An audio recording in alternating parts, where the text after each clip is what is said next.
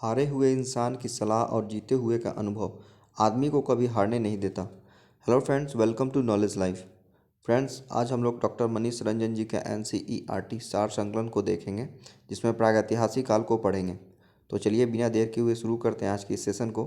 और जिन लोगों को ये वीडियो हेल्पफुल लगता हो वे लोग प्लीज़ इस चैनल को लाइक शेयर और सब्सक्राइब कर दें और बेल आइकन को भी दबा दें, जिससे हमारी इस यूट्यूब चैनल की सभी वीडियोज़ की नोटिफिकेशन आप तक पहुँचती रहे। तो चलिए शुरू करते हैं आज की सेशन को और देखते हैं महत्वपूर्ण बिंदुओं को।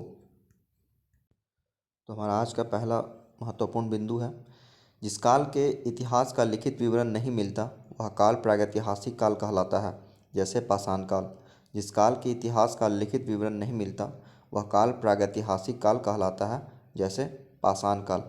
हमारा अगला बिंदु है, जिस काल के लिखित विवरण तो मिलते हैं लेकिन उसका अर्थ स्पष्ट नहीं हो सका है वह काल आदि ऐतिहासिक काल कहलाता है, जैसे सिंधु सभ्यता तथा वैदिक सभ्यता। जिस काल के लिखित विवरण तो मिलते हैं लेकिन उसका अर्थ स्पष्ट नहीं हो सका है वह काल आदि ऐतिहासिक काल कहलाता है, जैसे सिंधु सभ्यता तथा वैदिक सभ्यता।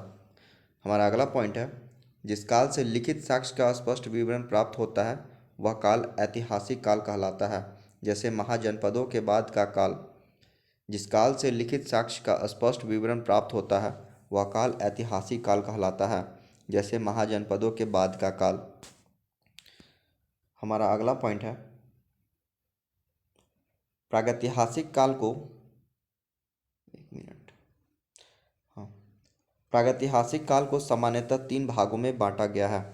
प्रागैतिहासिक काल को सामान्यतः 3 भागों में बांटा गया है, जिसमें से पहला है पूरा पाषाण काल, अगला है मध्य पाषाण काल और अगला है नव या उत्तर पाषाण काल। पहला है पूरा पाषाण काल, दूसरा है मध्य पाषाण काल और तीसरा है नव या उत्तर पाषाण काल।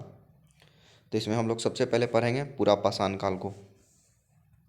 पूरा पाषाण काल, जिसका कि काल है 5 लाख से 10,000 ईसा पूर्व तक। और इसमें जो पहला बिंदु है वो ये कह रहा है, सर्वप्रथम पाषाण कालीन सभ्यता तथा संस्कृति का अन्वेषण रॉबर्ट ब्रूस फूट महोदय ने 1863 ईस्वी में किया। सर्वप्रथम पाषाण कालीन सभ्यता तथा संस्कृति का अन्वेषण रॉबर्ट ब्रूस फूट महोदय ने 1863 ईस्वी में किया। अगला बिंदु है, पूरा पाषाण काल को 3 भागों में बांटा जाता है। पूरा पाषाण काल को 3 भागों में बांटा जाता है, जिसमें से पहला है निम्न पूरा पाषाण काल, अगला है मध्य पूरा पाषाण काल और तीसरा है उच्च पाषाण काल। अगला बिंदु है हमारा, निम्न पूरा पाषाण युग के स्थल वर्तमान पाकिस्तान की सोहन घाटी एवं महाराष्ट्र में पाए गए हैं। निम्न पूरा पाषाण युग के स्थल वर्तमान पाकिस्तान की सोहन घाटी एवं महाराष्ट्र में पाए गए हैं। अगला पॉइंट है, इस काल के लक्षण थे कुल्हाड़ी या हस्तकुठार, विदारिणी और खंडक का प्रयोग। इस काल के लक्षण थे कुल्हाड़ी या हस्तकुठार, विदारिणी और खंडक का प्रयोग। अगला पॉइंट है हमारा, भारत में सबसे पुराना हस्तकुठार सोहन घाटी से प्राप्त हुआ है। भारत में सबसे पुराना हस्तकुठार यानी कि जो जिसको हम लोग हैंड एक्स बोलते हैं वो सोहन घाटी से प्राप्त हुआ है। अगला पॉइंट है हमारा, लोहंदा नाला बेलन घाटी उत्तर प्रदेश से पशु की हड्डी से बनी मूर्ति प्राप्त हुई है।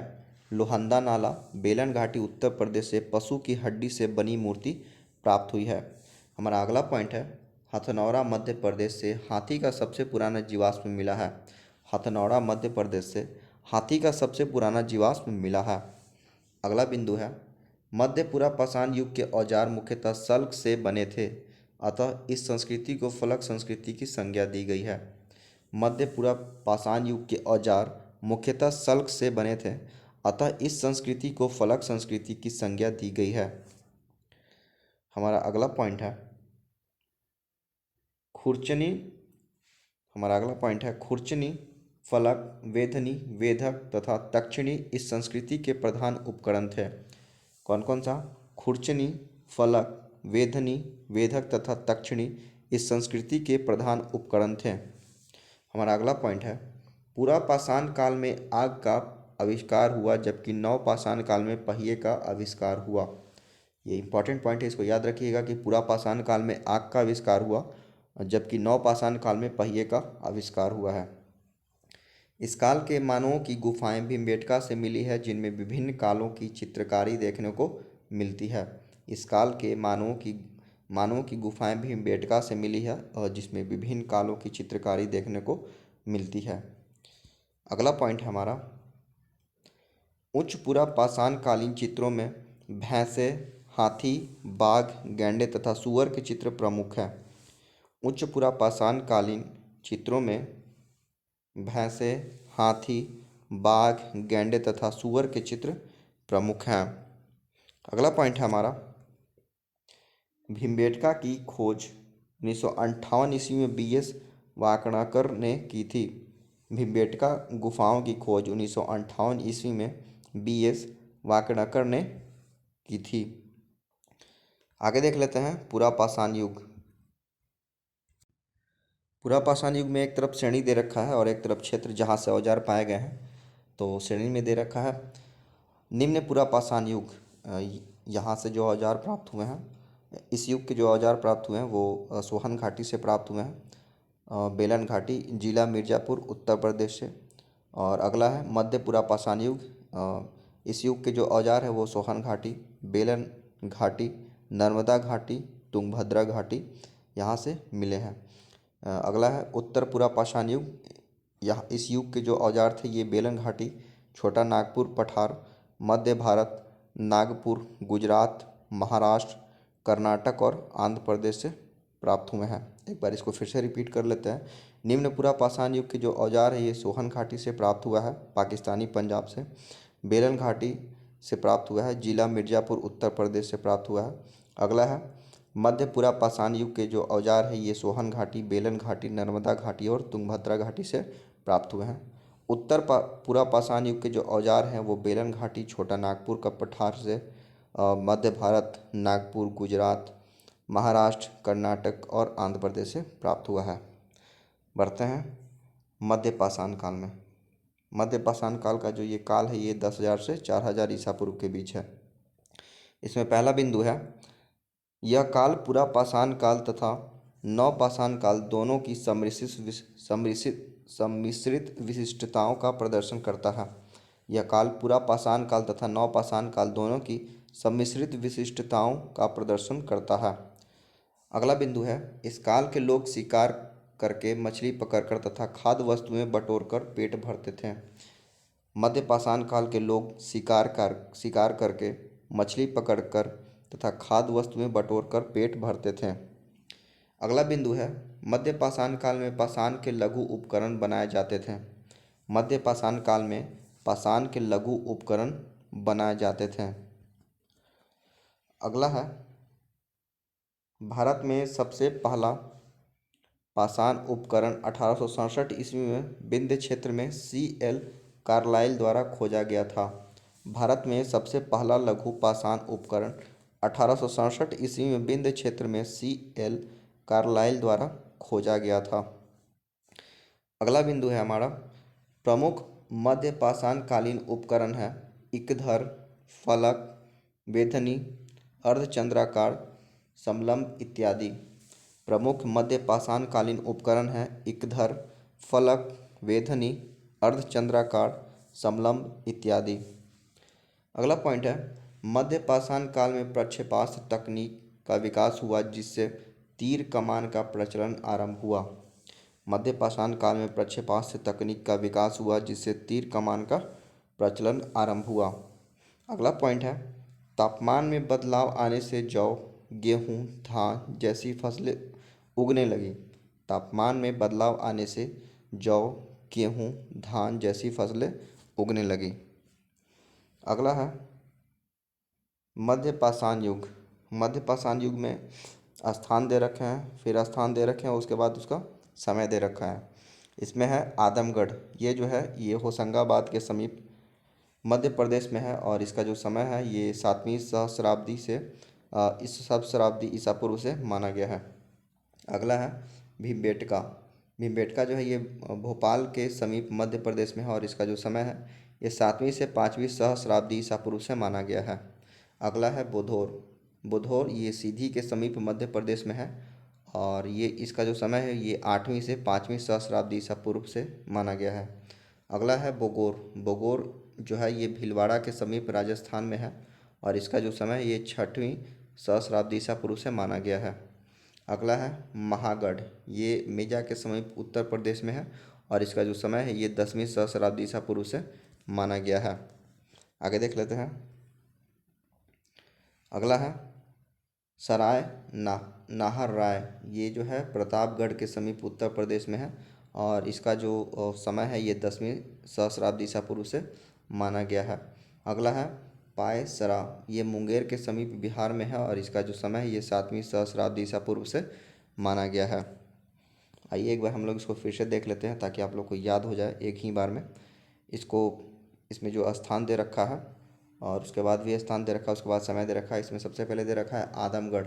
आदमगढ़ जो है ये होशंगाबाद के समीप मध्य प्रदेश में है और इसका समय है 7वीं सहस्राब्दी ईसा पूर्व से। भीमबेटका जो है ये है भोपाल के समीप मध्य प्रदेश में और इसका समय जो है ये 7वीं से 5वीं सहस्राब्दी ईसा पूर्व से माना गया है। उसके बाद है बुधौर। बुधौर जो है सीधी के समीप मध्य प्रदेश में स्थित है और इसका जो समय है ये 8वीं से 5वीं सहस्राब्दी ईसा पूर्व तक से माना गया है। उसके बाद है बोगोर। बोगोर ये भीलवाड़ा के समीप राजस्थान में स्थित है और इसके जो समय है ये 6वीं सहस्राब्दी ईसा पूर्व से माना गया है। अगला है महागढ़। महागढ़ ये मेजा के समीप उत्तर प्रदेश में है और इसका जो समय है ये 10वीं सहस्राब्दी ईसा पूर्व से माना गया है। अगला है सराय नाहर राय। ये प्रतापगढ़ के समीप उत्तर प्रदेश में है और इसका जो समय है ये 10वीं सहस्राब्दी ईसा पूर्व से माना गया है। और अंतिम है पायसरा। ये मुंगेर के समीप बिहार में है और इसका जो समय है ये 7वीं सहस्राब्दी ईसा पूर्व से माना गया है। आगे देख लेते हैं नवपाषाण काल। नवपाषाण काल का जो समय है ये है 4000 से लेकर के 2500 ईसा पूर्व तक और इसमें दे रखा है पहला पॉइंट। इस काल की शुरुआत जो है ये 4000 ईस्वी ईसा पूर्व से होती है। नवपाषाण काल की शुरुआत जो है वो 4000 ईसा पूर्व से होती है। अगला है नवपाषाण कालीन लोगों को बीज का ज्ञान हुआ और इससे वे फसल उपजाने लगे। नवपाषाण कालीन लोगों को बीज का ज्ञान हुआ और इससे वे फसल उपजाने लगे। बढ़ते हैं अगले पॉइंट की ओर। अगला पॉइंट है अस्थायी निवासी की अवधारणा नवपाषाण काल में आई तथा मानव ने कुत्ते को सर्वप्रथम पालतू बनाया। ये इंपॉर्टेंट पॉइंट है। अस्थायी निवासी की अवधारणा नवपाषाण काल में आई तथा मानव ने कुत्ते को सर्वप्रथम पालतू बनाया। ये इंपॉर्टेंट पॉइंट है आपका। और अगला पॉइंट है आपका इस काल के लोग पॉलिशदार पत्थर के औजारों और हथियारों का प्रयोग करते थे। इस काल के लोग पॉलिशदार तथा पत्थर के औजारों का प्रयोग करते थे। अगला है नवपाषाण काल की प्रमुख विशेषताएं थी कृषि का आरंभ, गर्द आवास, मानव शव के साथ पशु दफनाना, बड़ी मात्रा में अस्थि के औजार यानी हड्डी के औजार, पोत निर्माण, ऊन के साक्ष्य, अस्थायी जीवन एवं समाज का निर्माण। इसको एक बार फिर से रिपीट कर लेते हैं। नवपाषाण काल की प्रमुख विशेषताएं थी कृषि का आरंभ, गर्त आवास, मानव शव के साथ पशु दफनाना, बड़ी मात्रा में अस्थि के औजार, पोत निर्माण, ऊन के साक्ष्य, अस्थायी जीवन एवं समाज का निर्माण। आगे देख लेते हैं आद्य ऐतिहासिक काल। आद्य ऐतिहासिक काल में जो हमारा पहला पॉइंट है वो ये कह रहा है आद्य ऐतिहासिक काल को दो भागों में बांटा जाता है, जिसमें से पहला है ताम्रपाषाण काल जिसका कि काल है 3500 ईसा पूर्व से लेकर 1200 ईसा पूर्व। दूसरा है लौह काल जिसका कि जो काल है वो 1000 ईसा पूर्व से लेकर 600 ईसा पूर्व तक है। आगे कह रहा है इसको एक बार हम फिर से रिपीट कर देते हैं। आद्य ऐतिहासिक काल को दो भागों में बांटा जाता है। पहला है ताम्रपाषाण काल जिसका कि जो टेन्योर है वो दे रखा है 3500 ईसा पूर्व से लेकर 1200 ईसा पूर्व तक। और दूसरा है लौह काल इसका जो टेन्योर है वो ये है 1000 ईसा पूर्व से लेकर 600 ईसा पूर्व तक। आगे है ताम्रपाषाण काल।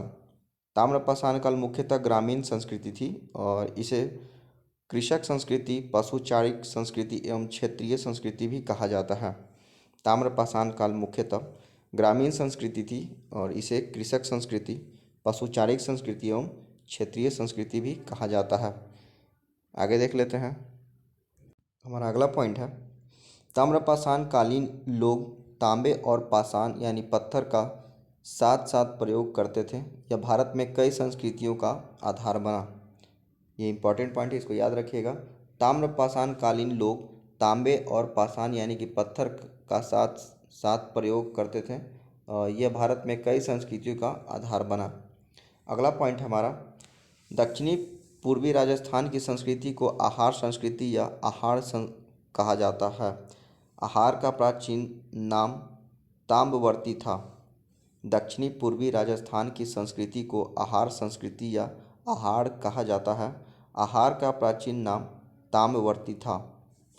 हमारा अगला पॉइंट है, नवदा टोली एरन और नागदा मालवा संस्कृति के मुख्य स्थल है। नवदा टोली एरन और नागदा मालवा संस्कृति के मुख्य स्थल है। नवदा टोली का उत्खनन कार्य प्रोफेसर एच.डी. सांगलिया ने करवाया। नवदा टोली का उत्खनन कार्य प्रोफेसर एच.डी. सांकलिया ने करवाया। अगला है, हमारा अगला पॉइंट है, तांबा धातु का सर्वप्रथम प्रयोग हुआ तथा प्रथम औजार कुल्हाड़ी बनाया गया। तांबा धातु का सर्वप्रथम प्रयोग हुआ तथा प्रथम औजार कुल्हाड़ी बनाया गया। अगला है, लौह काल। लौह काल का निर्धारण सामान्यतः 1000 ईसा पूर्व से लेकर 600 ईसा पूर्व के बीच किया जाता है। लौह काल का निर्धारण सामान्यतः 1000 ईसा पूर्व से 600 ईसा पूर्व के बीच किया जाता है। अगला पॉइंट हमारा, उत्तर भारत में लौह काल के साथ साथ चित्रित धूसर मृदभांड संस्कृति कायम हुई। उत्तर भारत में लौह काल के साथ साथ चित्रित धूसर मृदभांड संस्कृति कायम हुई। अगला पॉइंट है हमारा, दक्षिण भारत में लौह काल पाषाण संस्कृति के समकालीन था। दक्षिण भारत में लौह काल पाषाण संस्कृति के समकालीन था। तो फ्रेंड्स, प्रागैतिहासिक काल में ये थे कुछ महत्वपूर्ण बिंदु हैं जिसे कि हम लोगों ने आसानी से कवर किया है। और अगर आप इस वीडियो को 1 से 2 बार देख लेते हैं तो दावे के साथ कह सकता हूँ कि जितने भी पॉइंट्स हैं वो आपके दिमाग में अच्छे से सेट कर जाएंगे। तो और जो लोग अभी प्रिपरेशन कर रहे हैं आने वाले एग्ज़ाम के लिए, उन सभी लोगों को ये वीडियो ज़्यादा से ज़्यादा शेयर करें ताकि जो लोग अभी तैयारी में हैं उनको इस वीडियो से लाभ पहुँचे। मिलते हैं अगले वीडियो में, तब तक के लिए टेक केयर, बाय।